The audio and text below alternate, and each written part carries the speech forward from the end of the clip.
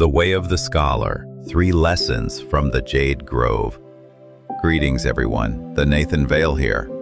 Today we delve into a topic drawn from the recent teachings of the Venerable Sage. Now, the teachings of the Venerable Sage isn't just some dusty old scroll. Think of it as a carefully curated collection, a living testament to the wisdom of Master Zhi. It contains, within its pages, not just his philosophical musings, but the very essence of his being, his understanding of humanity, the echoes of his words, the weight of his actions, and the innovative methods he employed to shape the minds of his disciples throughout his long and storied life. Legend has it that Master Zhi wandered tirelessly throughout the various dynasties of the Central Plains, his voice a constant plea for benevolence, his heart yearning for peaceful governance. Alas, his pleas fell on deaf ears. The Central Plains, you see, was a fractured land, a patchwork of warring kingdoms, each ruler consumed by the insatiable hunger for land and power.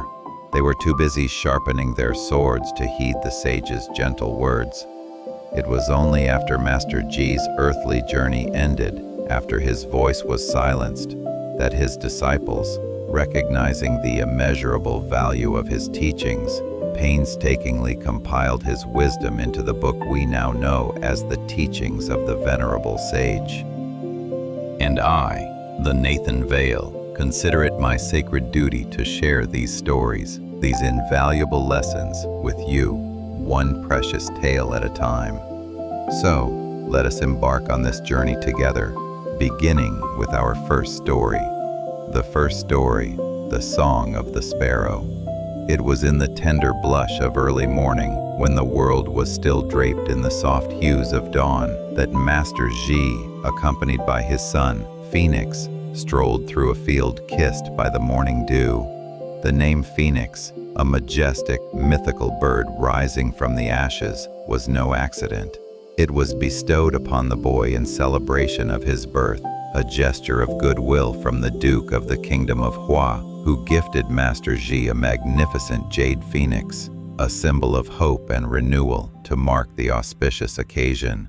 Suddenly, cutting through the morning stillness, came the delicate melody of a sparrow's song. "What a beautiful sound," Master Zhi murmured, more to himself than to his son, his eyes twinkling with a familiar light. Spring had tentatively arrived, painting the landscape with vibrant hues, but the air still held a lingering chill, a reminder of winter's recent departure. Again, the sparrow song, a tiny symphony of life, filled the air. Chirp, chirp, the young sparrow sang, its voice full of youthful exuberance. Everything is gradually maturing, blossoming, evolving, just like that, Master Zhi observed in a low voice, a gentle smile gracing his lips. Phoenix, trailing slightly behind his father, strained his ears, but the soft murmur of Master Zhi's voice, carried away by the gentle breeze, was just beyond his grasp. Master Zhi stopped, turning to face his son, his gaze filled with warmth and affection.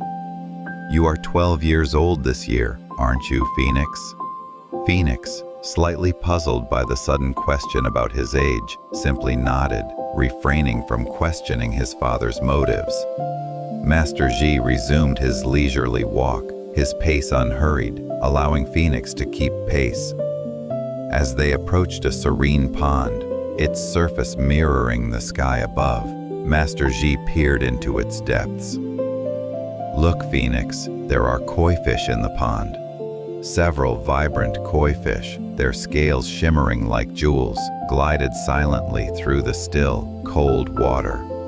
The koi fish is a remarkable creature.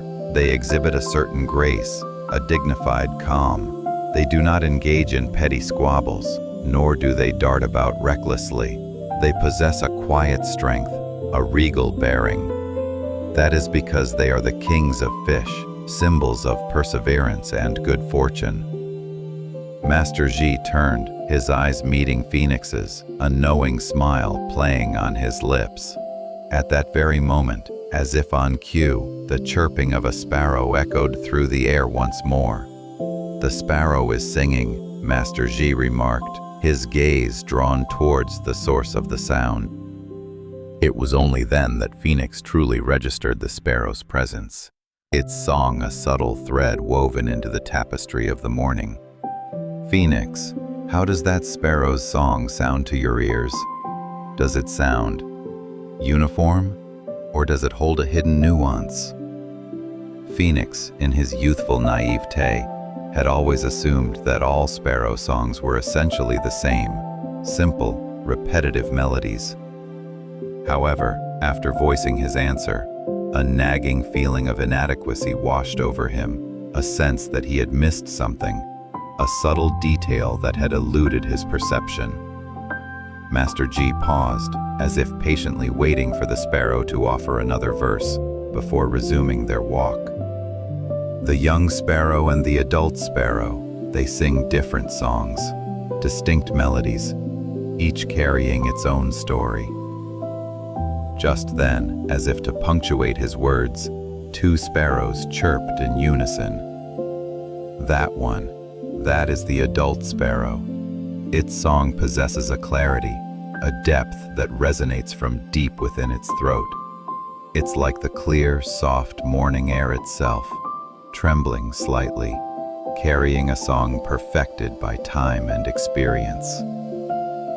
Thinking about it, truly focusing on the nuances of the sounds, Phoenix realized that his father's words rang true. There was a subtle, yet undeniable difference. "The young sparrow will sing again," Master Zhi predicted, and even before the words had fully left his lips, the young sparrow's tentative song filled the air once more. Yes, that's it. A young sparrow indeed. Listen to its earnestness, its dedication. It's diligently practicing, learning, imitating its father, striving for mastery. Phoenix was amazed. He had never considered that such complexities, such dedication to refinement, could exist even within the seemingly simple world of sparrows. Like that phoenix, sparrows practiced their singing every day, honing their skills as they grow into adulthood. Master Zhi continued, his voice a gentle guide. "Do you understand? Everyone is born into this world with inherent talents, with untapped potential. However, many people simply fail to recognize it, to nurture it, to allow it to blossom." "You heard what that man, Scholar Yun, said the other day, didn't you?" Master Zhi asked, a warm smile illuminating his face. "Your father thinks that person is very admirable." Master Zhi's gaze was fixed on Phoenix's face, searching for understanding, for a spark of recognition. "That's right, Scholar Yun. That's what that man said," Phoenix replied, the memory of the previous day's encounter flooding back to him. It had gone something like this. "Master," Scholar Yun had said, his voice calm, yet tinged with a hint of resignation. "Your teachings are so profound, so demanding, that someone like me can't possibly hope to fully grasp them, let alone follow them." "Why do you say that, Scholar Yun?" Master Zhi had asked, his brow furrowed in genuine puzzlement. I don't possess enough strength." "The will, perhaps, or the inherent ability." Master Zhi paused for a moment, allowing the weight of Scholar Yun's words to settle in the air, before continuing. "What do you mean by not having enough strength?" "I've never felt truly satisfied, truly fulfilled, no matter what I do, no matter how hard I try. There's always a sense of incompleteness, a feeling of falling short." At that moment, Phoenix clearly remembered his father's face, the intensity of his gaze, the unwavering focus directed toward Scholar Yun, the gentle kindness that radiated from his large, compassionate eyes. No one who is content with doing something halfway has any chance of achieving true mastery, of unlocking their full potential. "The same goes for me, Scholar Yun. Is it not the same for you?" Master?" Scholar Yun had asked, his eyes meeting Master Zhi's with a mixture of hope and trepidation. "What's truly important, Scholar Yun, is to never give up halfway, to persevere, to push beyond the perceived limitations, no matter what you do," Master Zhi had replied, his voice firm yet encouraging, his gaze unwavering. In other words, the person who quits prematurely, the one who abandons the journey, is the one who truly lacks strength. Therefore, you must push through to the end, embrace the struggle, and see things through to their completion. Scholar Yun's bright eyes, which had been quietly observing Master Zhi, suddenly lit up with understanding, with a newfound sense of hope. "Thank you, Master." He had bowed his head deeply, his face overflowing with joy, a palpable sense of relief washing over him. Phoenix, remember this well. Everyone is born into this world with great abilities, with inherent gifts waiting to be discovered. How many people neglect them, allowing them to wither and fade, failing to nurture them to their full potential? And if they were nurtured, carefully cultivated, imagine the wondrous fruit they could bear, the incredible contributions they could make. Think about it, Phoenix. The fact that I can walk so well now, with such ease and fluidity, didn't happen overnight. It's only because I've repeatedly undergone much training, diligently practicing, enduring much effort, pushing through the discomfort, that I can walk so well now. It's the result of countless hours of dedication and perseverance. Phoenix, listening intently to his father's words, felt a profound sense of truth resonating within him. Everything Master Zhi said felt undeniably correct. As the sparrow continued to hone its singing skills, Master Zhi, shifting gears slightly, posed a thought-provoking question. "It might be a difficult concept for you to grasp, Phoenix, but what do you think it truly means to remember something?" "What are you talking about, Father?" Phoenix asked, his brow furrowed in confusion. Master Zhi, his movements graceful and deliberate, sat down on a large weathered rock by the pond, a place where he often sought solitude, lost in deep contemplation. Phoenix, mirroring his father's actions, sat down in front of him, his eyes fixed on his father's wise and gentle face. "Remember this well, Phoenix, and even if you don't fully comprehend it now, let it linger in your mind. Ponder it carefully as you grow older, as you accumulate more life experience." Master Zhi paused for a moment, allowing his words to sink in before continuing. Remembering something, in its truest sense, means becoming one with the laws of nature, with the very fabric of existence, and, most importantly, becoming one with oneself. The laws of nature and myself becoming one? But what does that even mean, Father? Phoenix asked, his youthful mind struggling to grasp the abstract concept.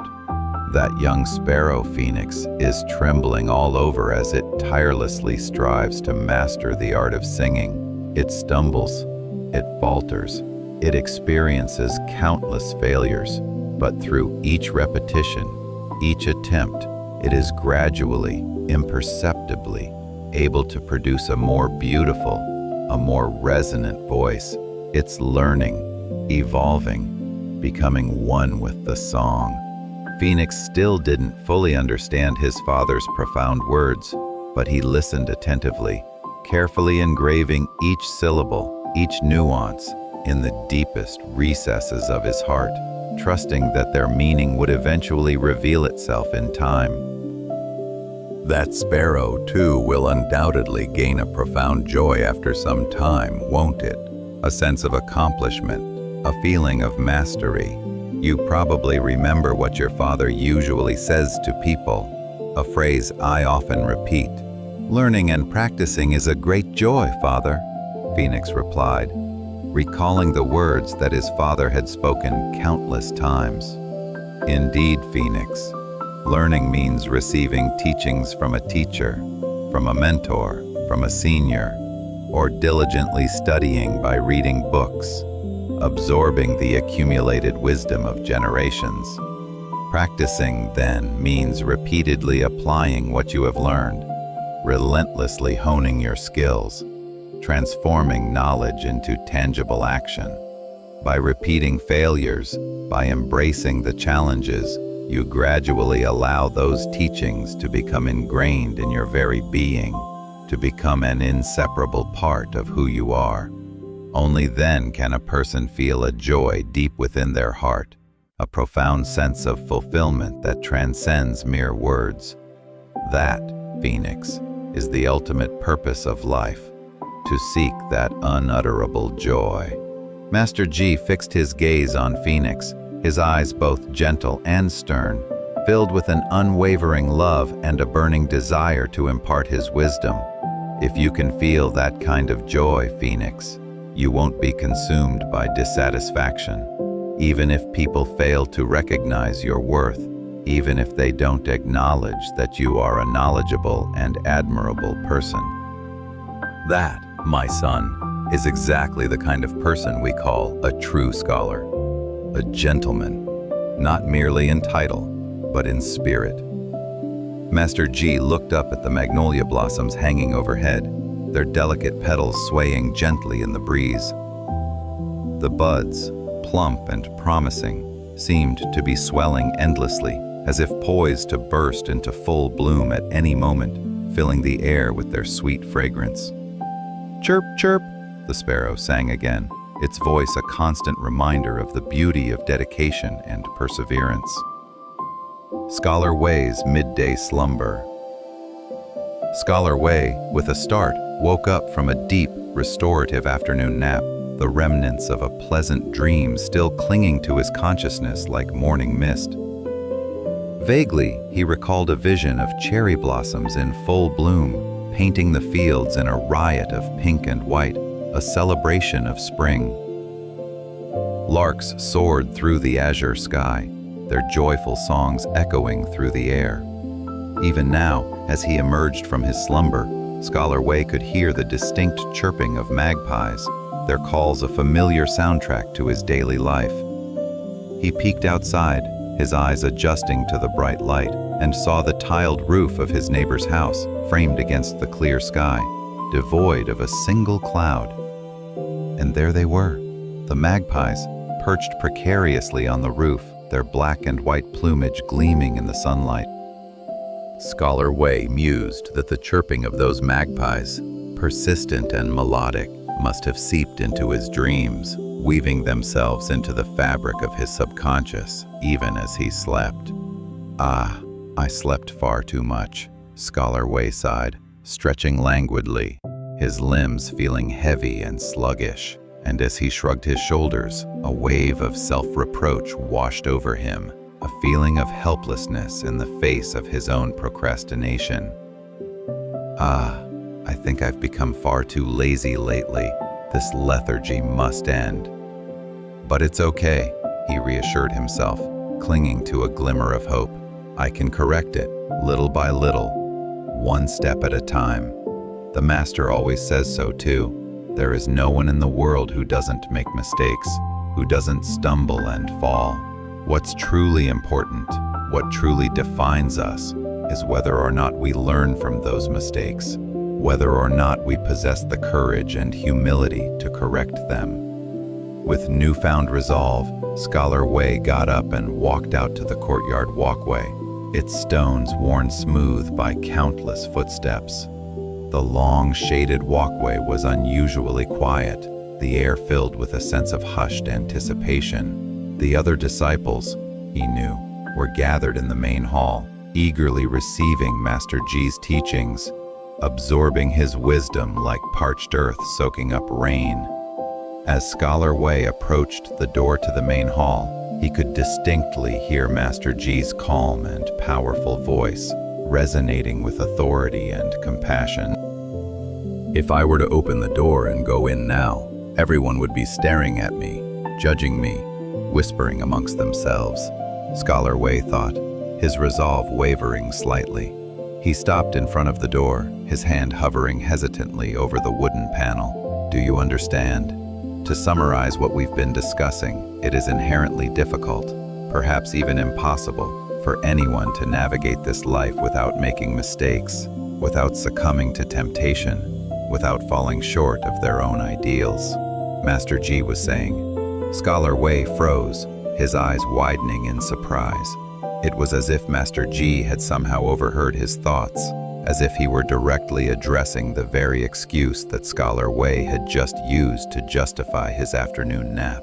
However, there are cases where people make mistakes because they are overly serious, consumed by anxiety and self-doubt, and there are cases where people make mistakes because they are not calm, because they are reckless and impulsive. In other words, you can glean valuable insights into a person's true character, into their inner motivations and flaws, based on the nature of their mistakes. Mistakes are an unavoidable aspect of the human condition, as the master said. Scholar Wei consoled himself, summoning his remaining courage and finally pushing the door open. Every eye in the room turned toward Scholar Wei, their gazes a mixture of curiosity, amusement, and perhaps a hint of disapproval. Master Zhi too paused his discourse, his eyes meeting Scholar Wei's, but only for a fleeting moment. With a subtle nod, a gesture of understanding, he resumed his story. The same holds true for conduct. By meticulously observing a person's conduct, their actions, their mannerisms, you can gain invaluable insights into what kind of person they truly are, what values they hold dear, what they are thinking and living for, and what ultimately drives their choices. Scholar Wei, feeling as if he were being singled out and gently scolded, stood there quietly, his face flushed with embarrassment. Scholar Wei, go to your seat and sit down, Master Zhi instructed, his voice slightly stern, but still tinged with compassion. And then, he reiterated, driving the point home, conduct is an expression of the mind, a tangible manifestation of our inner thoughts and feelings. Master Zhi paused for a moment, allowing his words to resonate with the gathered disciples, and then called out to Scholar Wei again. Scholar Wei, where have you been until now? What occupied your time during the hours that you were not here? Scholar Wei, feeling compelled to explain himself, started to get up from his seat again. No, Scholar Wei, stay seated, compose yourself, gather your thoughts, and answer what I am about to say with honesty and sincerity. Scholar Wei, unsure of whether he should stand or sit, hesitated for a moment. However, it felt awkward to simply stand there, exposed and vulnerable. So he slowly sat back down in his seat, bracing himself for the inevitable reprimand. I once told you, Scholar Wei, that even if a person has some faults, some shortcomings, it is not good to constantly dwell on them, to keep blaming them forever. We must offer forgiveness and understanding.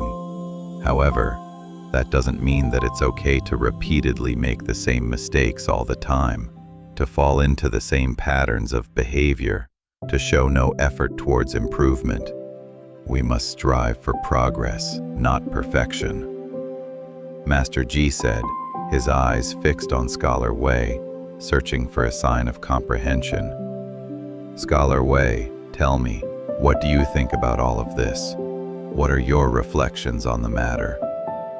Scholar Wei, taking a deep breath, braced himself inwardly and replied, I am deeply sorry, Master. I fell asleep and ended up sleeping far too long.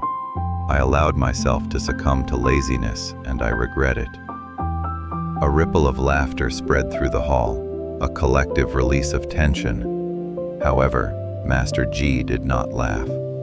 His face remained serious, his gaze unwavering. Scholar Wei, making mistakes is natural. People inevitably make mistakes.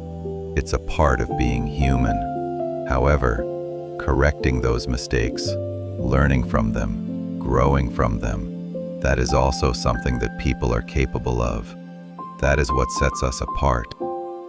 If you simply leave a mistake as it is, allowing it to fester and grow, It will gradually accumulate and pile up, becoming an insurmountable obstacle, and eventually you won't be able to correct it. That, truly, is the biggest mistake of all. In Scholar Wei's mind, a profound sense of shame washed over him, as if a different conscience, a more authentic voice, not just self-justification, was stirring within him, challenging his complacency. I am not scolding you simply for being late, Scholar Wei. The issue goes far beyond mere tardiness. It's about your attitude, your underlying mindset. You are thinking lightly, perhaps even arrogantly, that you can simply correct being late, that it's a minor infraction with no significant consequences. That is where you are wrong, Scholar Wei. Scholar Wei was so startled by Master Zhi's insightful words that his whole body trembled slightly. The Master sees right through my heart, reading my thoughts like an open book. That's precisely why my bad habits will never be corrected, because I underestimate their insidious nature. When you lie in bed in the morning, you're engaging in a mental negotiation, thinking about whether you can still make it to class if you get up at 9:30, and you're procrastinating, indulging in the comfort of the moment, delaying the inevitable. Upon hearing Master Zhi's words, so accurately reflecting his inner thoughts, Scholar Wei's face turned crimson with embarrassment. He could barely see Master Zhi's face through his teary eyes, his vision blurred by a mixture of shame and gratitude. Instead of engaging in that internal debate, instead of calculating the minimum time required to arrive just in time, you need to set a fixed time, say 9 o'clock, and make sure you get up at that time every day without fail.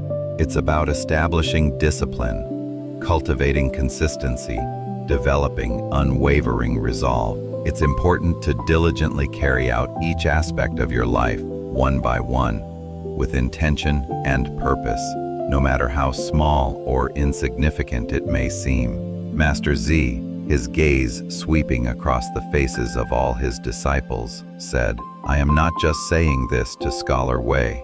Everyone, like Scholar Wei, is susceptible to laziness, to procrastination, to the allure of immediate gratification. But if you continue to indulge in that laziness, if you allow it to fester and take root, it might solidify, becoming an unshakable habit, making it impossible to correct.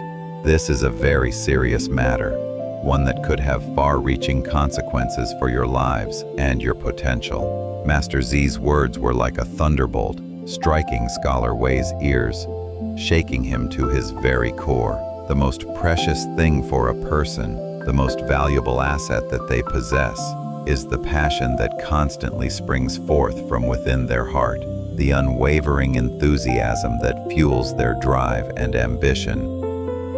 A person without passion cannot reap good fruits, cannot achieve true fulfillment.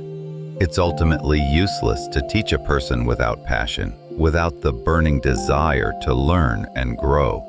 No matter how much I teach and guide, no matter how much wisdom I impart, it's all in vain if you don't have a burning enthusiasm, a fierce determination to apply those teachings to your own life, to transform knowledge into tangible action. So Master Zhi, focusing his unwavering gaze directly on Scholar Wei, continued, What's truly important, above all else, is enthusiasm. If you have that unwavering enthusiasm, if you possess that inner fire, being late is just a trivial mistake, a minor setback that can be easily overcome. Even if you were taking a nap, Master Zhi added, his lips curling into a gentle smile, softening the severity of his words. Of course, it would be a significant problem if you were napping during my class. That would suggest a complete lack of respect for both the teacher and the teachings. Everyone burst into laughter, relieving the tension and easing the atmosphere. Scholar Wei, you understand what I'm saying, right? It's not about the nap itself, but what the nap represents. A lack of discipline, a tendency towards procrastination, a failure to cultivate the burning enthusiasm required for true growth and self-improvement. Listen well, everyone. Scholar Wei will apologize to me, not just for his own tardiness, but on behalf of all of you, for any times that you have allowed laziness and procrastination to hinder your progress. The disciples, their heads bowed in quiet reflection, silently acknowledged the truth in Master Zhi's words, recognizing their own vulnerabilities and shortcomings. You must not lose the passion in your heart.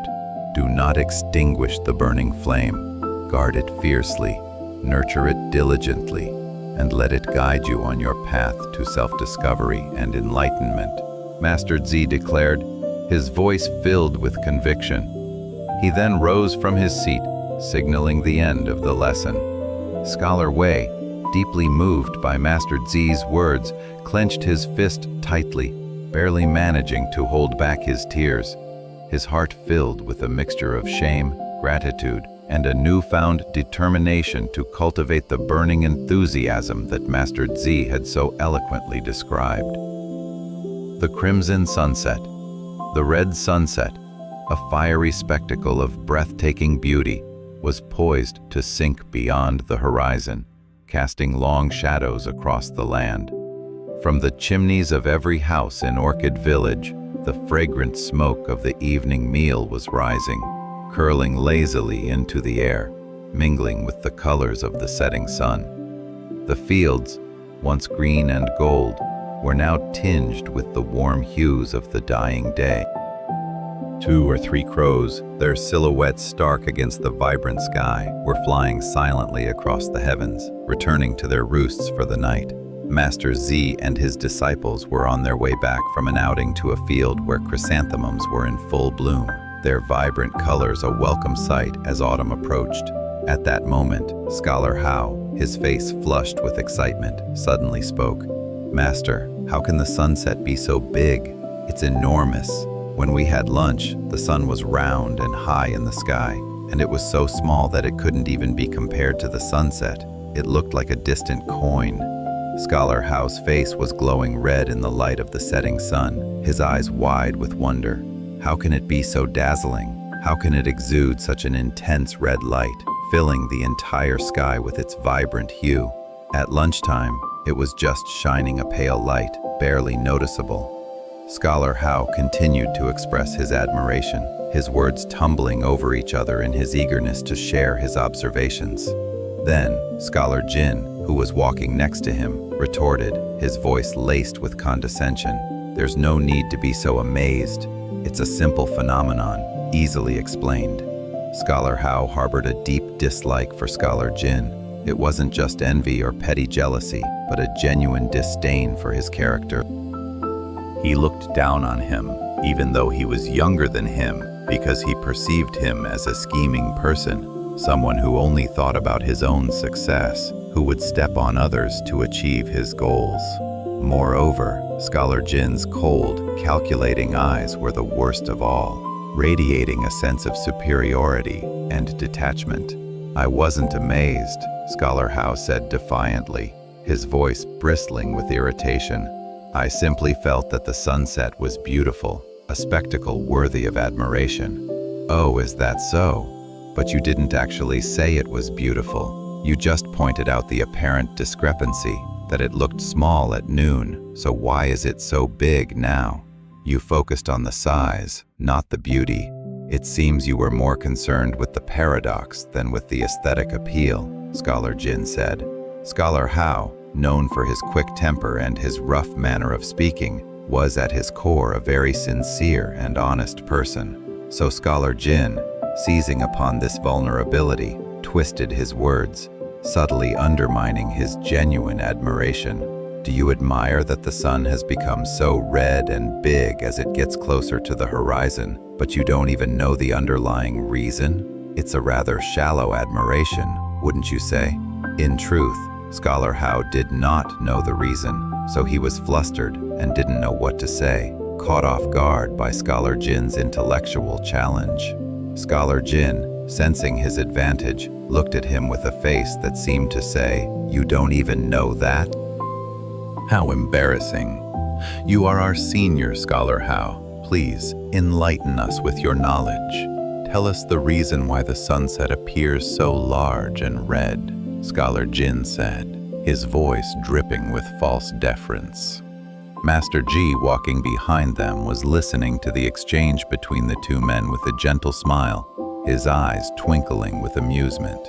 Then Scholar Hao opened his mouth, attempting to formulate an answer, but the words caught in his throat, unable to escape. Scholar Hao, a man of unwavering honesty, found himself unable to lie or make excuses, his silence a testament to his integrity. Seeing that Scholar Hao was struggling, Scholar Jin stepped forward again, eager to seize the opportunity to showcase his own perceived intellectual superiority. If you don't know, I will venture to offer my thoughts as a junior, even though it may be presumptuous of me to do so. I would hate to leave everyone in the dark, pondering a mystery that can be easily resolved. Master Zhi, his gaze sharp and attentive, quietly watched Scholar Jin with twinkling eyes, his expression unreadable. The reason the sun looks so big in the evening, Master, is because it's closer to the horizon, and therefore closer to us.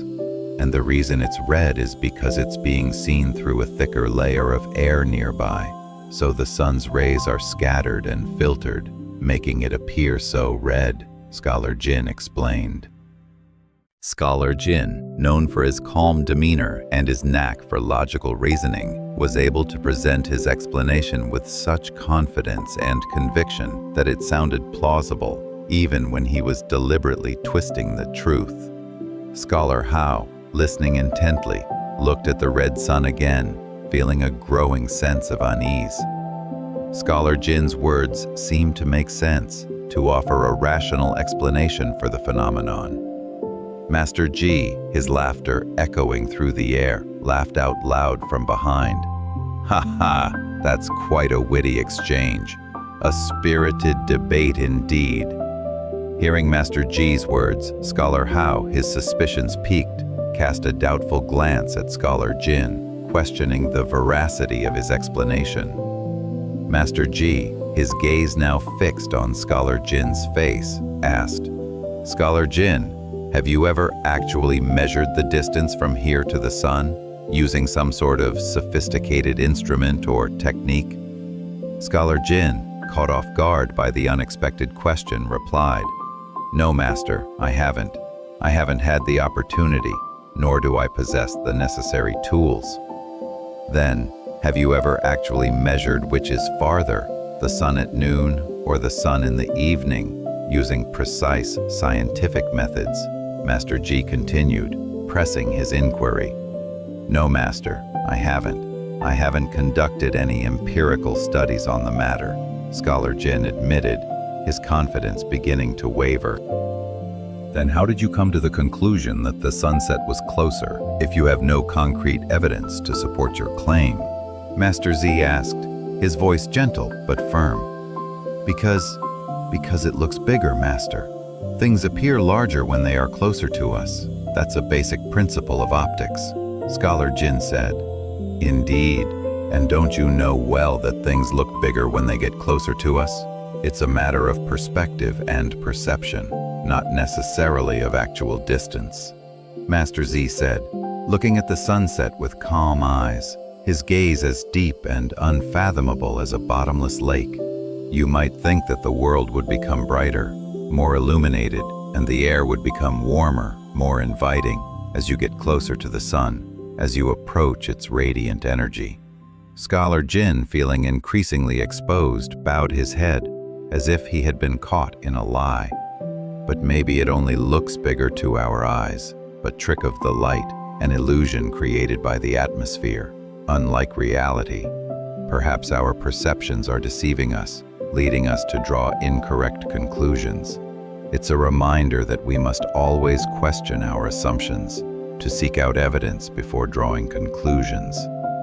At Master Zhi's words, Scholar Jin, humbled and contrite, asked, "Master, Then please tell us the true reason why the sun looks so red and big. If my explanation is incorrect, then what is the correct one?" Master Zhi replied, his voice filled with sincerity. "I don't know either, Scholar Jin. I'm afraid I can't offer you a definitive answer." Scholar Jin was genuinely surprised that even a great master, a man of such profound knowledge and wisdom, didn't know the answer to such a seemingly simple question. "Master, but it's certain that the sunset looks drastically different than the sun at noon. That much we can all agree on," Scholar Hao said, his face etched with curiosity. "Yes, Scholar Hao, the same goes for me. Since I was a young boy, I thought it was strange, almost paradoxical, that the sun looked so much bigger in the evening, despite being so far away. And as I grew up, I thought that maybe it was just me who didn't know the reason, that everyone else possessed this secret knowledge, and I was somehow ignorant." Then, he paused for a moment, his gaze drifting towards the setting sun, and said again, "Ah, even just before, when Scholar Jin asked me the reason, I felt a pang of shame. I felt inadequate, embarrassed by my lack of knowledge.